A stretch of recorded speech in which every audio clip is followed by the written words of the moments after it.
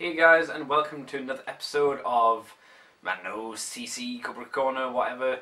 We're going to be having a look at, this time, Energon Megatron, or Superlink Megatron. It's the Ultra size version, not the Voyager size version, which I think was maybe a little bit nicer to look at, but we're going to be having a look at the big one, because that's the one I had. So yeah, let's get in and have a look at that little transformer, shall we? So Transformers Energon Megatron is a super crazy futuristic-y jet thing which looks to me a bit like a kind of predatory bird kind of thing. And you know what, I can kind of get behind that idea. I like the idea that it is this big, imposing bird-like creature that flies through the air, destroying Autobots everywhere. And I like the fact that it's got two giant turbine engines. Around the back of the figure, however, it's a bit lackluster. You do get a lot of Megatron's groin right in your face. But it's nice at least that they've got like boosters at the end of his turbine engine thing. So that's a nice little detail, even if the back of it generally isn't very pretty.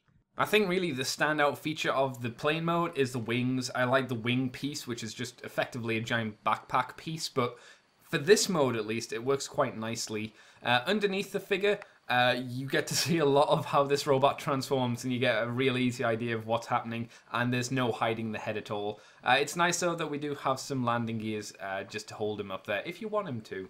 So yeah, I kind of like the plane, and there are these little pegs on the top here, and that's pretty much for one of the little features, which is this tank. So what we can do is we'll take it away, and we can attach the tank to the top of the jet, because... And yeah, you've now got a tank on top of the jet for some reason, which is great, I guess. Sure, why not? I'll talk about the tank a little bit later, but we do have this super mode, I guess, where you've lifted up these wing flaps and we've got this that happens. I don't know what to say. Sure. So the only other thing to go over are the fact that the cannons can move, though you kind of have to hold the top of the arm to do it because it's a little bit on the wobbly side. Be nice if that was a bit more secure here, but whatever. We've got these parts which I've already talked about, which are still incredibly weird, but there you go. One thing to mention is the legs can come unpegged a little bit, and maybe you want to have your wings flapping. I guess that's an option for you. Underneath we have, as I mentioned before, the landing gears. They store away quite nicely as well, and they all feel big and chunky at least. But that's it for the jet mode, I suppose. So let's take him to his robot form.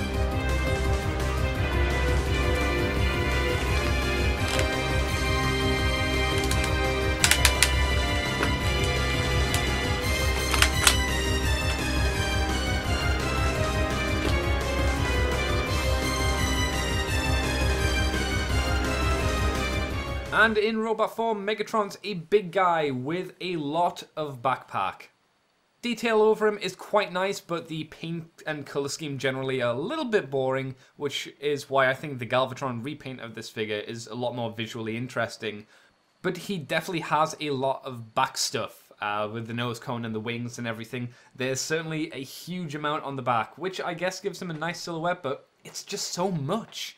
And luckily, with all this stuff, he generally doesn't really have a problem standing because he has nice wide feet and a good heel spur, as you can see. So he's not going to fall over unless you're putting him into kind of crazy poses, which is good.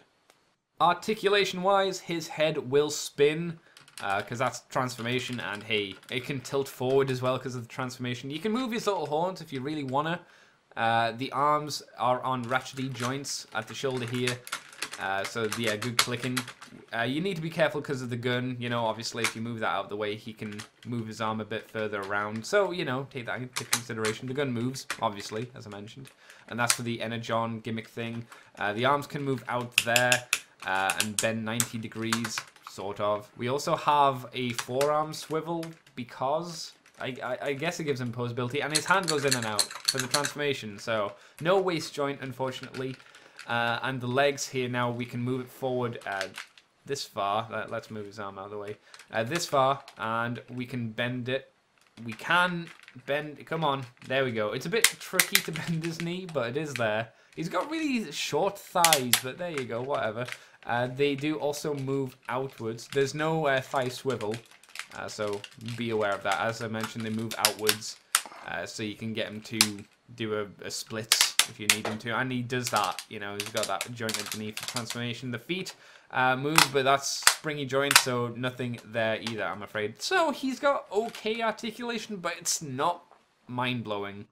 And as before, we can, if you really want, do this with the wings. And I think this was meant to be a super mode. I'm sure he did it in the show, but for the most part, I don't think it really did anything. Yeah, it's certainly there once again, isn't it? We'll have a quick look at the tank. The coolest thing about this tank is it's basically the Armada Megatron. I like that a lot. That's pretty cool. And it's where all your lights and sound gimmicks go. We have a missile that fires, so be aware. You can also, if you want, wiggle this and pop it off. Don't know why, but there you go. You can flip up this target thing. Again, I don't know why, but sure. Why not?